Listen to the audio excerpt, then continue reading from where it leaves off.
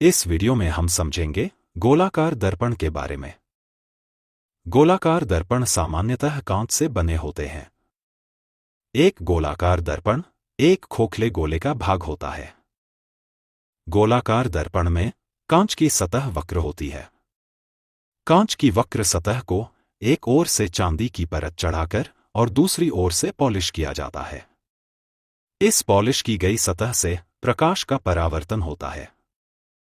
अधिकांश वक्र दर्पणों का आकार गोलाकार होता है, लेकिन कुछ प्रकाशीय उपकरणों का आकार अलग भी हो सकता है। उदाहरण के लिए, समतल दर्पण की परावर्तक सतह सपाट होती है। यदि परावर्तक सतह वक्र होती है, तो उस दर्पण को वक्र दर्पण कहा जाता है। आइए जानते हैं कि गोलाकार दर्पण कितने प्रकार के होते हैं।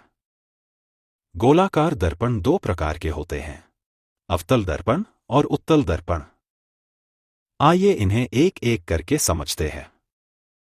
अवतल दर्पण वह गोलाकार दर्पण जिसमें परावर्तक सतह अंदर की ओर होती है, उसे अवतल दर्पण कहा जाता है, यानी जिसका मुख दर्पण के केंद्र की ओर होता है।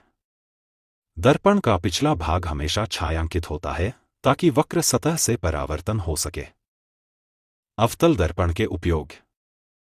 अवतल दर्पण का उपयोग दाढ़ी बनाने वाले दर्पणों में किया जाता है, क्योंकि इसकी परावर्तक सतह अंदर की ओर वक्र होती है।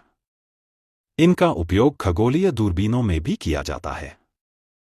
उत्तल दर्पण। उत्तल दर्पण एक ऐसा गोलाकार दर्पण होता है जिसमें परावर्तक सतह बाहर की ओर होती है।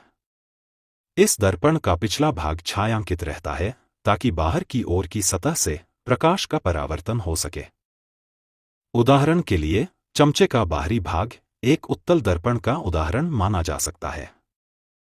उत्तल दर्पण से परावर्तित किरणें अलग अलग दिशाओं में फैल जाती हैं। इसमें बनने वाली छवि आभासी होती है। उत्तल दर्पण के उपयोग। भवनों में, ताकि लोग एक बार में पूरे आसपास का दृश्य देख सकें।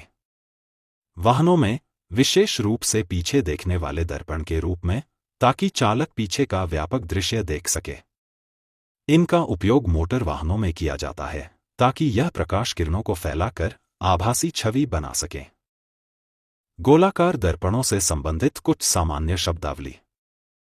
वक्रता केंद्र। दर्पण का वह बिंदु जो उस काल्पनिक गोले का केंद्र होता है जिसका भाग दर्पण है।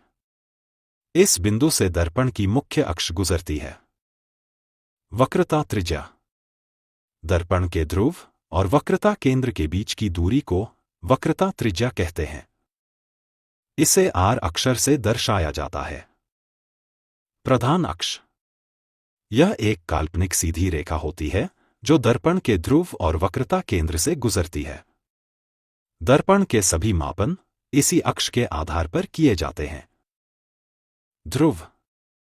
दर्पण के मध्य बिंदु को ध्रुव कहा जाता है। इसे P से दर्शाया जाता है। छिद्र या अपर्चर।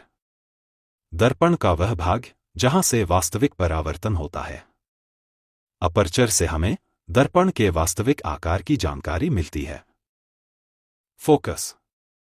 यह दर्पण की प्रधान अक्ष पर स्थित एक बिंदु होता है जहां वे सभी किरणें जो प्रधान अक्ष के समानांतर पड़ती हैं, परावर्तन के बाद जाकर मिलती हैं, या ऐसा प्रतीत होता है कि वहीं से आ रही हैं। इस